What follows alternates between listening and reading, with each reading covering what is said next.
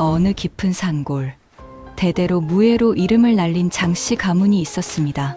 첫째와 둘째는 문무를 겸비한 인재였지만 셋째 아들은 병약하여 늘 숨만 겨우 붙들고 살던 사람이었지요. 그런데 그 병약한 셋째에게 시집온 며느리는 10살 아이처럼 작고 바람만 불어도 쓰러질 듯 연약한 여인이었습니다. 사람들은 말했습니다. 저 여인은 오래 못 버틸 것이다. 하지만 그날 밤 아무도 모르게 움직인 맷돌 하나가 모든 이야기를 바꾸기 시작했습니다. 연약한 셋째 며느리, 그녀가 숨기고 있던 두 얼굴의 비밀은 과연 무엇이었을까요? 이야기 시작 전 구독과 좋아요로 함께 해주세요. 시청해주시는 모든 분들의 가정에 평안과 행복이 깃들길 바랍니다. 자, 그럼 이야기 시작하겠습니다. 어느 깊은 산골 마을, 대대로 무예로 이름을 날린 장씨 가문이 있었습니다. 가문의 어른인 장판서는 세 아들을 두었는데 첫째와 둘째는 아버지의 기대에 부응하여 과거에 급제하고 무예 또한 뛰어났으나 막내 아들 장세용만은 유독 병약하여 늘 어머니의 치맛자락을 붙들고 자라났습니다. 세월이 흘러 세 아들이 모두 장가를 들 나이가 되었습니다.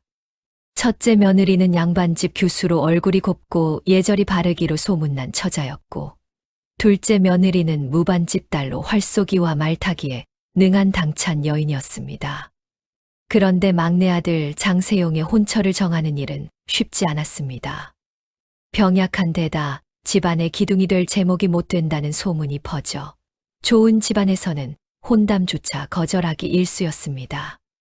그러던 어느 날 장판서의 집에 한 노파가 찾아왔습니다.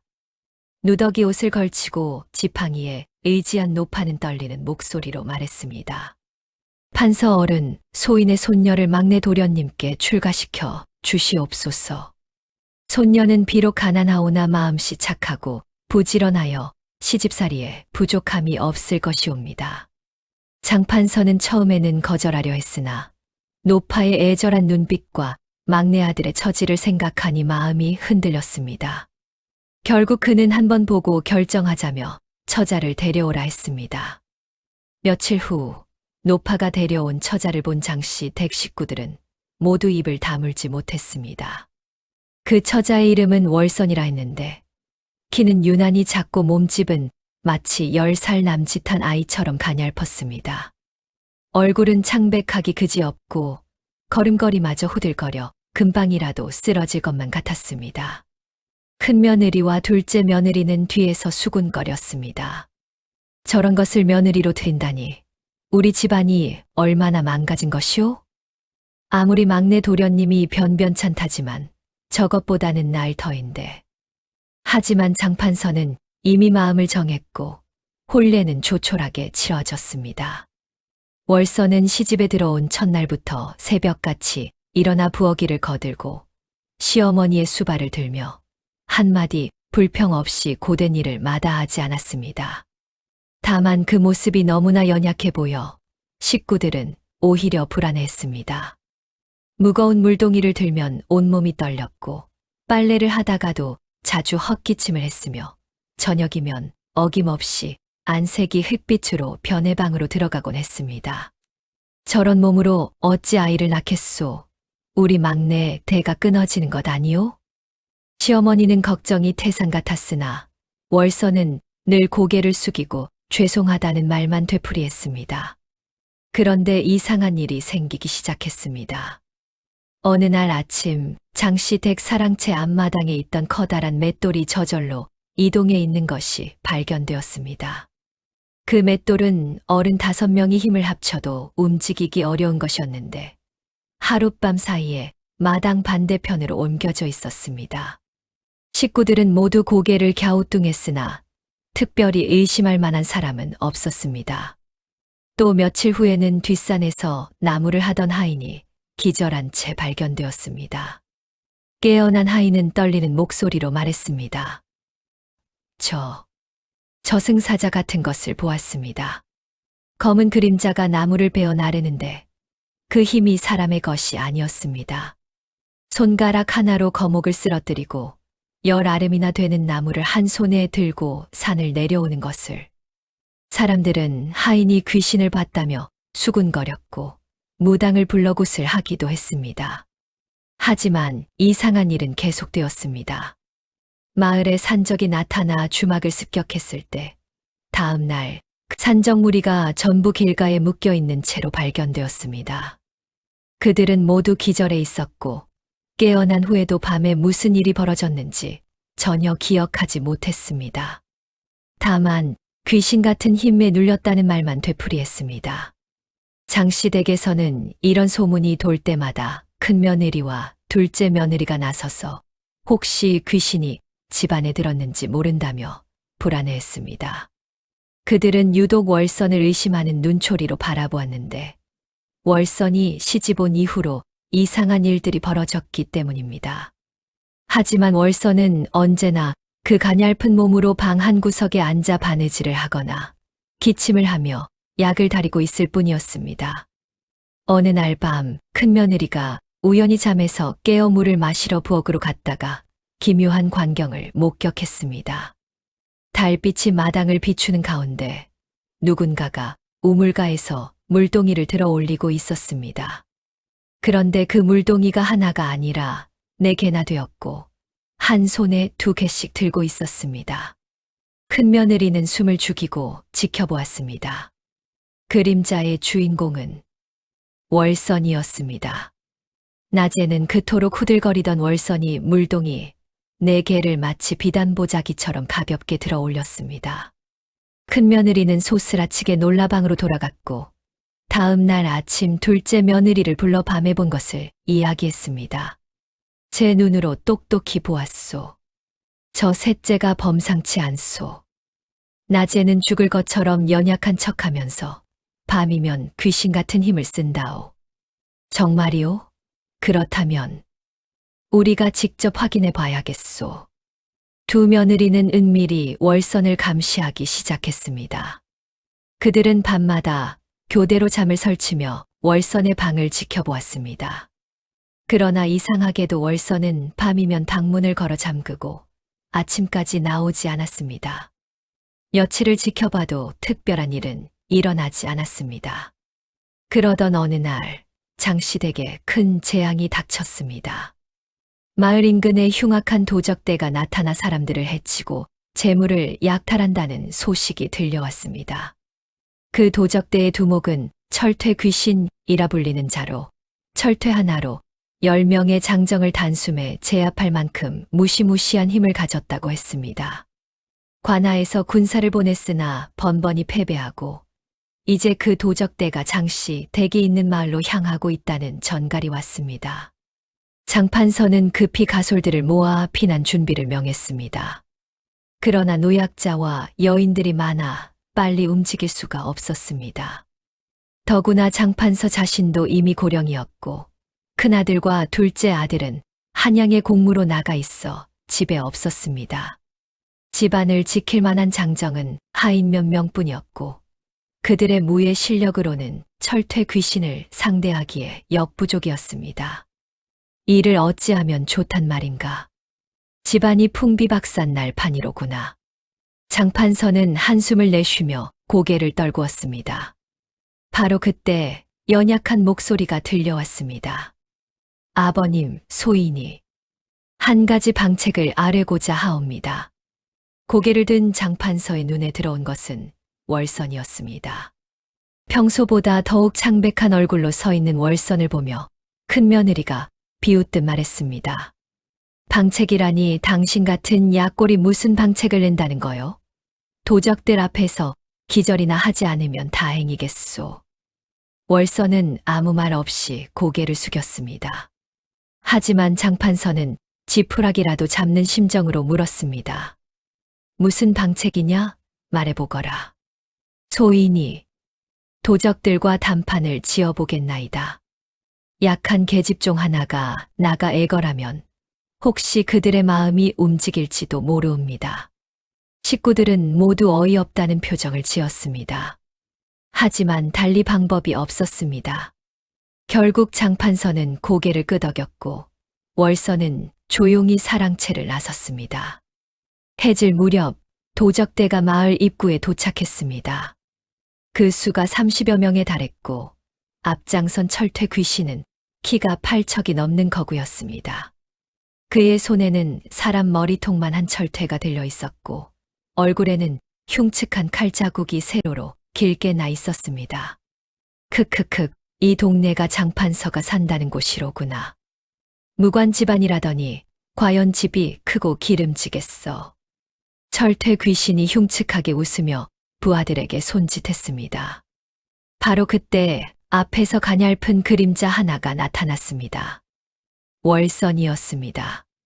그녀는 떨리는 걸음으로 도적들 앞에 섰습니다. 제발 목숨만은 살려주시옵소서. 저희는 가난한 집안이옵니다. 가져갈 것도 없으니 부디. 월선의 목소리는 바람에 날리듯 연약했습니다. 철퇴 귀신은 그녀를 보며 코웃음을 쳤습니다. 저런 볼품없는 것을 내보내다니 장판서도 참 가관이로구나. 썩 비켜라. 너 같은 것은 밟기도 아깝다. 월선은 그 자리에서 움직이지 않았습니다. 도리어 한 걸음 더 다가섰습니다. 제발. 아버님과 어머님은 연로하시고 주인 어른은 병약하시옵니다. 무고한 백성들을 해치지 마시옵소서. 철퇴 귀신의 얼굴에 짜증이 어렸습니다. 그는 거대한 철퇴를 번쩍 들어 올렸습니다. 시끄럽다. 내 주제에 감히 나를 막아서느냐? 철퇴가 무섭게 내려쳤습니다. 하지만 이상한 일이 벌어졌습니다. 철퇴는 월선의 머리 위에 닿기 직전 멈춰 섰습니다. 정확히 말하면 월선의 가느다란 손가락 하나가 철퇴를 받쳐 세운 것입니다. 철퇴 귀신은 눈이 휘둥그레졌습니다. 그 순간 월선의 입가에 미소가 번졌습니다. 낮에 그 연약하고 순종적인 미소와는 전혀 다른 차갑고 섬뜩한 미소였습니다. 이제부터는 제 본래 모습을 보여드려야겠습니다. 월선의 목소리가 변했습니다. 떨리던 음성은 사라지고 깊고 단단한 목소리가 흘러나왔습니다. 그녀는 손가락 하나로 철퇴를 가볍게 튕겨냈고 철퇴는 포물선을 그리며 저 멀리 날아갔습니다. 철퇴 귀신은 뒤로 휘청거렸습니다. 이것이 무슨... 월선이 천천히 고개를 들었습니다. 그녀의 눈빛이 달빛 아래서 차갑게 빛났습니다. 창백했던 얼굴에는 어느새 생기가 돌았고 가냘프던 몸에서는 보이지 않는 위압감이 뿜어져 나왔습니다. 내 이름은 월선. 산중에서 태어나 맹수를 맨손으로 잡고 바위를 손으로 부수며 자란 사람이옵니다. 스스로 천하장사라 일컫지는 않으나 이 세상에 나보다 힘센 사람을 아직 만나보지 못했습니다. 월선은 말을 마치고 땅을 박찼습니다. 그녀의 몸이 바람처럼 도적들 사이로 파고들었습니다. 첫 번째 도적은 월선의 손바닥에 가볍게 밀려 나무에 부딪혀 기절했습니다. 두 번째 도적은 그녀의 손가락 하나에 가슴을 찔려 뒤로 나자빠졌습니다. 세 번째, 네 번째, 다섯 번째. 도적들은 마치 허수아비처럼 사방으로 날아갔습니다. 이게 사람의 힘이냐? 철퇴 귀신이 다시 철퇴를 집어들고 월선에게 달려들었습니다. 그는 평생 갈고 닦은 무의 실력을 총동원하여 월선을 공격했습니다. 철퇴가 허공을 갈랐고 바람 소리가 귀를 찢을 듯 했습니다. 하지만 월선은 미동도 하지 않았습니다. 그녀는 철퇴가 날아오는 순간 손바닥으로 철퇴의 자루를 잡았습니다. 내 힘은 이 정도밖에 안 되느냐? 월선이 손목을 비틀자 철퇴의 자루가 그대로 부러졌습니다. 철퇴 귀신은 믿을 수 없다는 표정으로 부러진 자루를 내려다보았습니다. 월선은 그의 멱살을 잡아 공중으로 들어 올렸습니다. 팔척장신의 거구가 마치 인형처럼 허공에 매달렸습니다.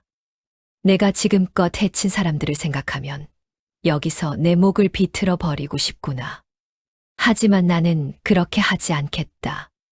너희들은 모두 관하로 끌려갈 것이고 법에 따라 벌을 받을 것이다. 월서는 철퇴 귀신을 땅에 내던졌습니다. 그리고 나머지 도적들을 하나하나 제압하기 시작했습니다. 도적들은 도망치려 했으나 월선의 속도는 바람보다 빨랐습니다. 그녀는 마치 산중의 표범처럼 재빠르게 움직이며 도적들을 사로잡았습니다. 해가 완전히 지고 달이 중천에 떴을 때 30여 명의 도적은 모두 포승줄에 묶여 땅바닥에 나뒹굴고 있었습니다. 월선은 깊은 한숨을 내쉬었습니다. 그리고 천천히 집으로 돌아왔습니다. 집안 식구들은 모두 사랑채 마루에 모여 전전긍긍하고 있었습니다. 월선의 모습을 본 장판서는 놀란 얼굴로 물었습니다. 월선아, 내가 무사하구나.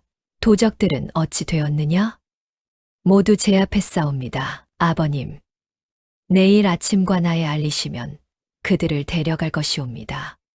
식구들은 모두 입을 다물지 못했습니다. 큰 며느리와 둘째 며느리는 믿을 수 없다는 표정으로 월선을 바라보았습니다. 장판서가 천천히 입을 열었습니다. 내가 그 모든 도적을 혼자 제압했단 말이냐? 그러하옵니다. 어찌 그런 힘을 가지고도 지금껏 숨기고 살았느냐? 월선은 고개를 숙였습니다. 그녀의 목소리에는 깊은 슬픔이 묻어났습니다. 말씀드리겠나이다. 제가 이렇게 살아온 연유를. 월선은 천천히 자신의 과거를 이야기하기 시작했습니다. 그녀는 원래 깊은 산중의 작은 마을에서 태어났습니다. 그 마을 사람들은 대대로 뛰어난 힘을 물려받는 특별한 혈통이었습니다. 월선의 아버지는 맨손으로 호랑이를 때려잡고 어머니는 바위를 들어 올려 집을 지을 정도로 힘이 셌습니다. 월선 역시 어릴 적부터 보통 사람과는 다른 힘을 가지고 태어났습니다. 하지만 그 힘은 축복이 아니라 저주였습니다. 월선이 10살이 되던 해 마을에 탐욕스러운 무리가 나타났습니다. 그들은 마을 사람들의 특별한 힘을 알아채고 그들을 노예로 만들어 팔아넘기려 했습니다. 마을 사람들은 저항했지만 상대는 수백 명의 무장한 병사들이었습니다. 결국 마을은 불에 타고 사람들은 뿔뿔이 흩어졌습니다. 월선은 할머니의 손을 잡고 간신히 도망쳤습니다. 할머니는 월선에게 말했습니다. 월선아, 내 힘을 절대 남에게 보여서는 안 된다. 사람들은 내 힘을 보면 두려워하거나 탐낼 것이다. 내가 살아남으려면 약한 척, 연약한 척 살아야 한다. 그것만이 내가 평범한 삶을 살 수 있는 유일한 길이다. 할머니와 월선은 이 마을 저 마을을 전전하며 거지처럼 살았습니다. 월선은 할머니의 가르침대로 늘 몸이 약한 척, 힘없는 척 연기했습니다. 밤에만 몰래 나가 나무를 하고 물을 길어다 팔아 근근히 생계를 이어갔습니다. 하지만 사람들의 눈은 냉정했습니다. 약한 사람은 무시당하고 천대받았습니다. 세월이 흘러 할머니가 월선을 장시댁으로 보낸 것은 적어도 먹고 살 걱정은 하지 않을 수 있으리라는 간절한 바람 때문이었습니다. 월선은 시집에 와서도 할머니의 가르침을 지켰습니다. 낮에는 연약한 새색시 노릇을 하고 밤에만 몰래 힘을 사용했습니다. 하지만 오늘 더 이상 숨길 수가 없었나이다. 가족들이 위험에 처했는데 그저 지켜만 볼 수는 없었나이다. 월선의 이야기를 듣고 있던 장판서는 깊은 한숨을 내쉬었습니다. 그의 눈에는 눈물이 맺혀 있었습니다. 월선아, 내가 그토록 힘든 삶을 살아왔구나. 우리 집안에 와서도 제대로 대접받지 못했을 텐데. 아니옵니다, 아버님. 이곳에서 저는 처음으로 가족이라는 것을 알게 되었나이다. 비록 제가 연약한 척 살았으나 여러분은 저를 업신여기지 않으셨나이다. 큰 며느리가 부끄러운 듯 고개를 돌렸습니다. 둘째 며느리도 입술을 깨물었습니다. 그들은 사실 월선을 수없이 무시하고 비웃었던 것을 기억하고 있었습니다. 다음 날 관아의 군사들이 와서 도적들을 끌고 갔습니다. 철퇴 귀신을 제압한 여인의 소문은 삽시간에 온 마을에 퍼졌습니다. 사람들은 월선을 보기 위해 장씨 댁 앞에 모여들었습니다. 하지만 월선은 다시 방 안에 틀어박혀 나오지 않았습니다. 장판서는 아들 장세용을 불러 말했습니다. 세용아, 내 아내가 얼마나 대단한 사람인지 이제 알겠느냐? 가서 아내를 위로하여라. 장세용은 떨리는 발걸음으로 월선의 방으로 갔습니다. 그는 평생 병약하게 살아온 자신이 부끄러웠습니다. 아내가 그토록 힘든 삶을 살아왔는데 남편으로서 아무것도 해주지 못한 것이 원통했습니다. 월선, 나야. 들어가도 되겠소. 들어오시옵소서. 방 안으로 들어간 장세용은 구석에 웅크리고 앉아있는 월선을 보았습니다. 그녀는 다시 예전의 그 가냘픈 모습으로 돌아가 있었습니다. 장세용은 그녀 옆에 조용히 앉았습니다. 미안하오. 내가 남편으로서 너무 무능했소. 아니옵니다. 나으리. 제가 거짓으로 살아온 것을 용서해 주십시오.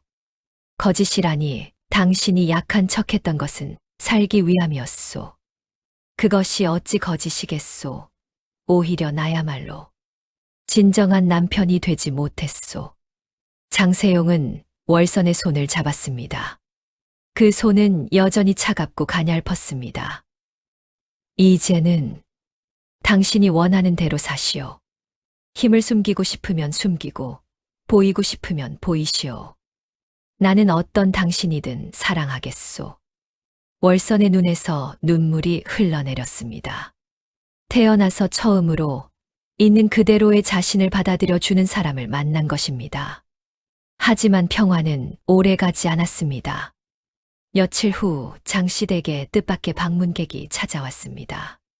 화려한 관복을 입은 관리 하나와 그를 호위하는 무사들이었습니다. 관리는 장판서에게 공손히 예를 갖춘 후 말했습니다. 장판서 어른, 소인은 병조에서 나왔습니다. 철퇴 귀신 일당을 제압한 여인이 이 댁에 계신다는 소식을 듣고 왔사옵니다. 그것이 무슨? 조정에서는 그 여인의 무예를 높이사 특별히 궁중 호위무사로 발탁하고자 하십니다. 여인으로서는 전례 없는 영광이옵니다. 장판서의 얼굴이 굳어졌습니다. 그는 관리의 말 뒤에 숨은 의도를 간파했습니다. 조정에서 월선의 힘을 이용하려는 것이 분명했습니다. 그것은 우리 며느리가 결정할 일이오. 관리는 미소를 지었습니다. 그 미소에는 거절을 용납하지 않겠다는 뜻이 담겨 있었습니다. 물론이옵니다. 하지만 이것은 임금님의 명이기도 하옵니다. 거역하기는 어려울 것이옵니다. 바로 그때 방에서 월선이 나왔습니다. 그녀는 여전히 가냘픈 걸음으로 관리 앞에 섰습니다. 소인이 그 여인이옵니다.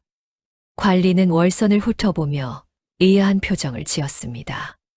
당신이 철퇴 귀신을 제압했다는 여인이오.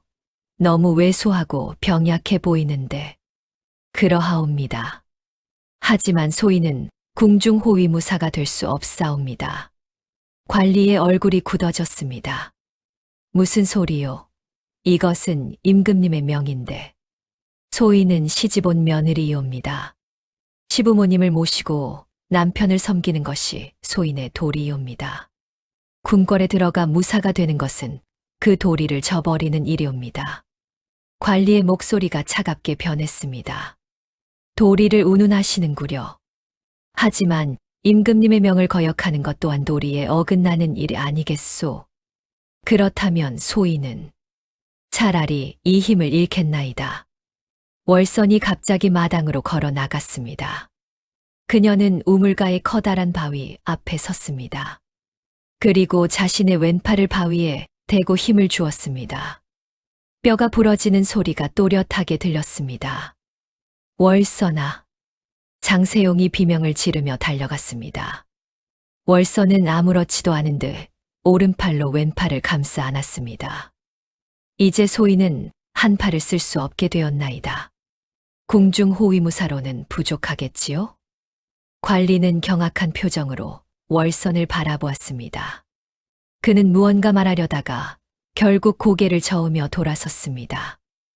알겠소. 조정의 글이 아뢰겠소. 관리 일행이 떠난 후 월선은 쓰러졌습니다. 장세용은 울먹이며 아내를 부축했습니다. 어찌 이럴 수가 있소. 팔이 부러지면 얼마나 아프오. 월선은 창백한 얼굴로 미소 지었습니다. 괜찮사옵니다. 나으리. 이 정도 통증은 견딜 만하옵니다. 그것보다 나으리와 함께 있을 수 있다면 한 팔쯤은 아까울 것이 없사옵니다. 하지만 그날 밤 월선의 팔은 기적처럼 회복되었습니다. 그녀의 특별한 체질 덕분에 부러진 뼈가 스스로 붙은 것입니다. 하지만 월선은 이 사실을 아무에게도 말하지 않았습니다. 그녀는 낮에는 여전히 팔을 쓰지 못하는 척 붕대로 감고 지냈습니다. 계절이 바뀌고 겨울이 왔습니다. 어느 날 밤 큰며느리가 월선을 찾아왔습니다. 그녀는 어색하게 서서 말했습니다. 월선, 그동안 내가 동서를 너무 무시했어. 용서해줘. 아니옵니다, 형님. 제가 거짓으로 살았으니. 아니야. 동서가 살기 위해 그렇게 할 수밖에 없었어. 나는 동서의 고통을 이해하지 못했어. 미안해. 두 며느리는 처음으로 진심 어린 대화를 나누었습니다. 큰 며느리는 월선에게 자신도 사실은 양반집 교수로 살면서 늘 억압받고 자유롭지 못했던 이야기를 털어놓았습니다. 둘째 며느리 역시 무반집 딸로 태어나 늘 남자처럼 강해야 한다는 압박에 시달렸던 과거를 고백했습니다. 우리 모두 각자의 가면을 쓰고 살아왔구려. 큰 며느리의 말에 세 며느리는 모두 고개를 끄덕였습니다. 그날 밤 세 며느리는 비로소 한 식구가 되었습니다. 하지만 평화는 다시 한번 깨졌습니다. 이듬해 봄 마을에 흉흉한 소문이 돌았습니다. 조정에서 월선을 포기하지 않았고 이번에는 다른 방법을 쓰기로 했다는 것입니다. 바로 장씨 가문을 역모로 몰아 집안을 풍비박산내고 그 혼란 속에서 월선을 빼돌리려는 계획이었습니다. 어느 날 밤 장판서는 급히 가족들을 모았습니다. 그의 얼굴에는 깊은 근심이 서려 있었습니다. 조정의 간신배들이 우리 집안을 역모로 몰아붙이려 한다는 밀서를 받았소. 곧 금부도사들이 들이닥칠 것이요. 식구들은 모두 창백해졌습니다. 역모죄로 몰리면 삼족이 멸하는 것이 당연했습니다. 월선은 조용히 입을 열었습니다. 제가 떠나겠나이다. 저 때문에 이 집안이 화를 입을 수는 없사옵니다. 안 돼요. 장세용이 소리쳤습니다. 당신이 떠나면 그들은 당신을 노예로 삼을 것이요. 차라리 우리 모두 함께 죽는 한이 있어도. 나으리. 월선은 남편의 손을 잡았습니다. 그녀의 눈에는 결연한 빛이 서려 있었습니다. 제게 계책이 있사옵니다. 하지만 위험할 수도 있사옵니다. 월선은 자신의 계획을 설명하기 시작했습니다. 그녀는 조정의 간신배들이 자신을 원하는 이유가 단순히 힘 때문만이 아니라 자신 같은 사람들을 모아 사병을 만들려는 것이라고 추측했습니다.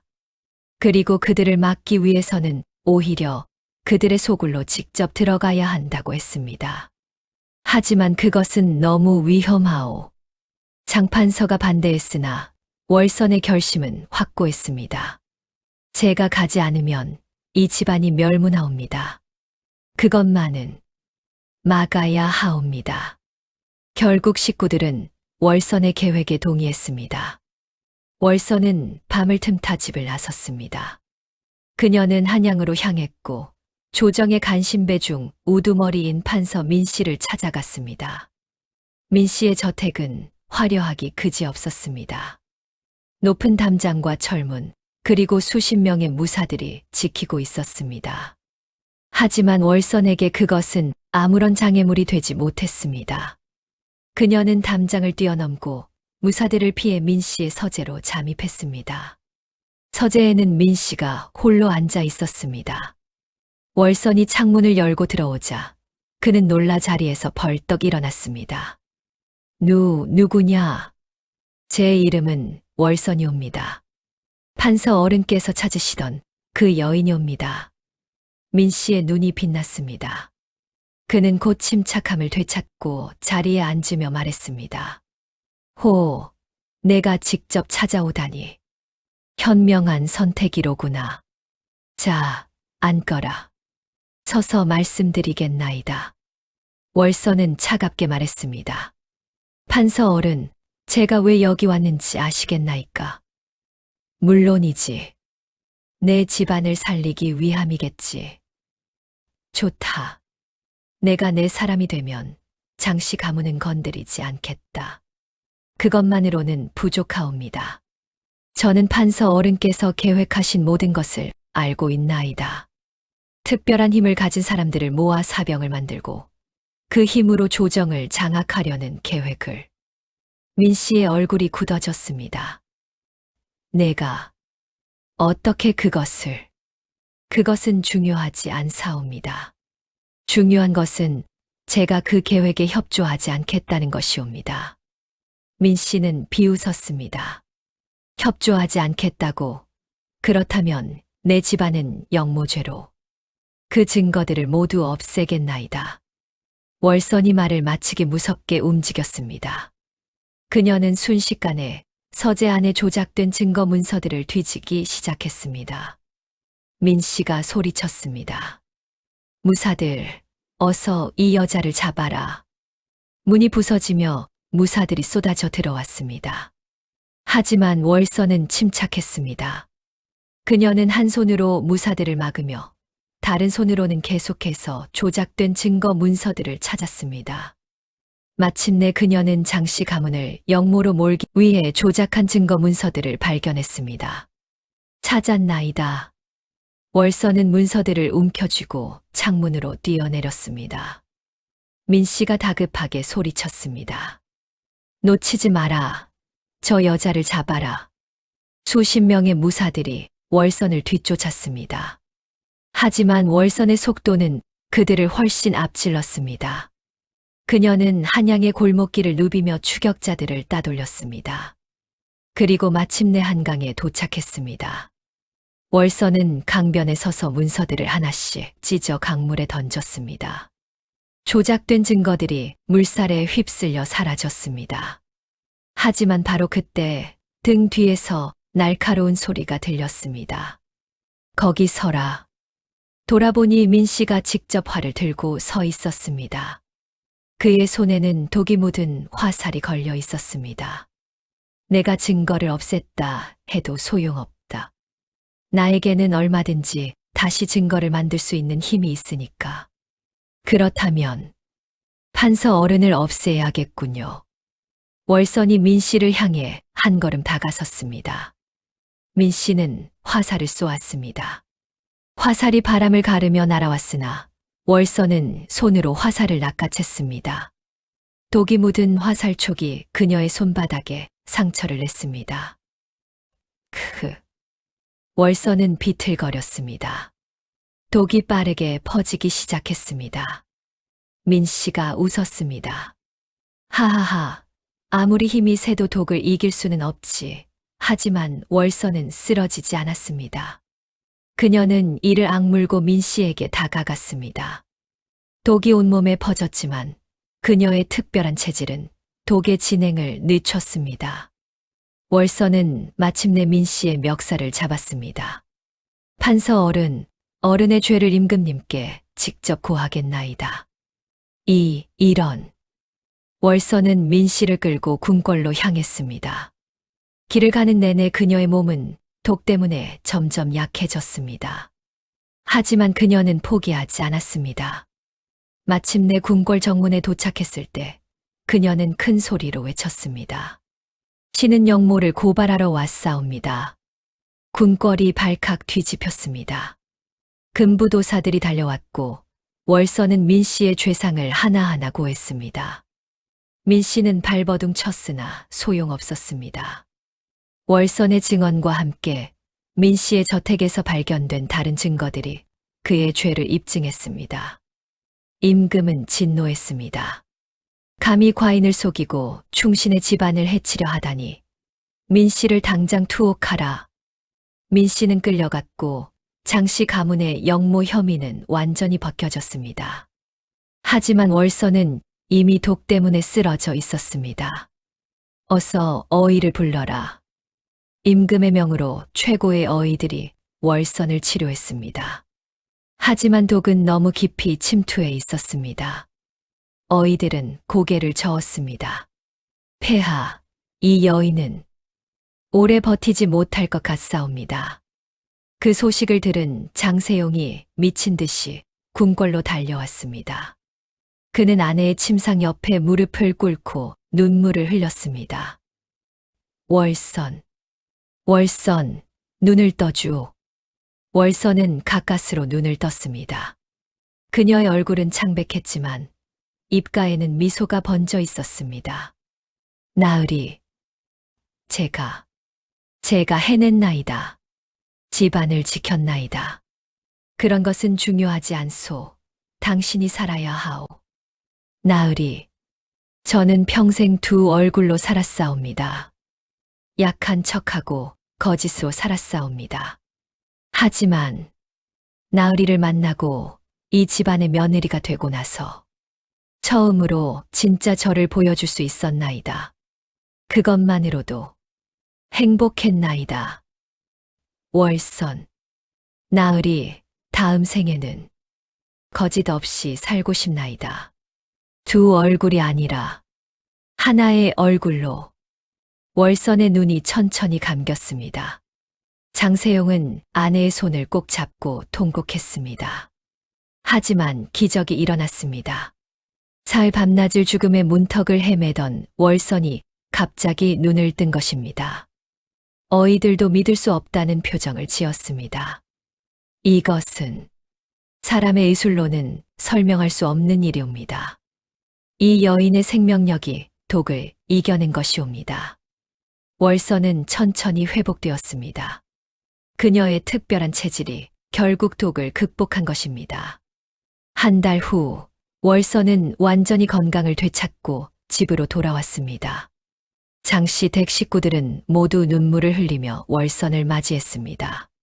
큰 며느리와 둘째 며느리는 월선을 부둥켜 안고 울었습니다. 월선아, 다시는 우리를 위해 위험한 일을 하지 마라. 고맙사옵니다, 형님들.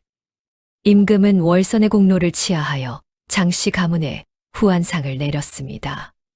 또한 월선에게 특별히 정렬을 내려 그녀의 충절을 기렸습니다. 하지만 월선은 궁궐로 들어오라는 제안을 정중히 거절했습니다. 소인은 그저 한 집안의 며느리로 살고 싶사옵니다. 세월이 흘렀습니다. 월선은 여전히 낮에는 조용하고 온화한 며느리로 살았습니다. 하지만 이제는 더 이상 연약한 척하지 않았습니다. 그녀는 있는 그대로의 자신을 보여주었습니다. 때로는 무거운 짐을 들어 나르고 때로는 마을 사람들을 도와 어려운 일을 해결했습니다. 사람들은 월선을 천하장사라 부르며 존경했습니다. 하지만 동시에 그녀의 따뜻한 마음씨를 사랑했습니다. 월선은 더 이상 두 얼굴로 살지 않았습니다. 강인함과 온화함, 힘과 자비, 그 모든 것이 하나의 얼굴이 되었습니다. 어느 날 저녁 장세용이 아내에게 물었습니다. 당신은 후회하지 않소. 평범하게 살 수도 있었을 텐데. 월선은 한참 달을 바라보다가 아주 작게 웃었습니다. 나으리, 저는 이제야 평범해졌사옵니다. 숨기지 않고 과시하지 않고 필요할 때만 쓰고 나머지는 내려놓고 사는 것. 그것이 제가 바라던 평범함이옵니다. 장세용은 아무 말도 하지 못한 채 아내의 손을 꼭 잡았습니다. 그 손은 여전히 작고 가늘어 보였으나 그 안에는 더 이상 두려움이 없었습니다. 그날 밤 월서는 마당에 서서 달을 올려다보았습니다. 할머니의 말이 떠올랐습니다. 살아남으려면 약한 척해야 한다. 그 말은 틀리지 않았습니다. 월서는 그 말 덕분에 살아남았으니까요. 하지만 이제 월서는 알았습니다. 살아남는 것만으로는 삶이 완성되지 않는다는 것을. 진정한 힘은 숨는 데 있지 않고 자신을 잃지 않는 데 있다는 것을. 월서는 조용히 숨을 들이켰습니다. 그리고 처음으로, 정말 처음으로 있는 그대로의 얼굴로 집으로 돌아섰습니다. 달빛 아래 장씨 가문의 대문은 더 이상 두려움의 문이 아니었습니다. 그 문은 월선이 두 얼굴을 내려놓고 마침내 한 사람으로 살아가는 길이었습니다. 그리고 그 이야기는 오래도록 전해졌습니다. 약한 척했으나 가장 강했던 며느리, 두 얼굴로 살았으나 결국 가장 진실했던 한 여인의 이야기로. 오늘의 이야기는 여기까지입니다. 이야기가 마음에 남으셨다면 구독과 좋아요로 함께 해주세요.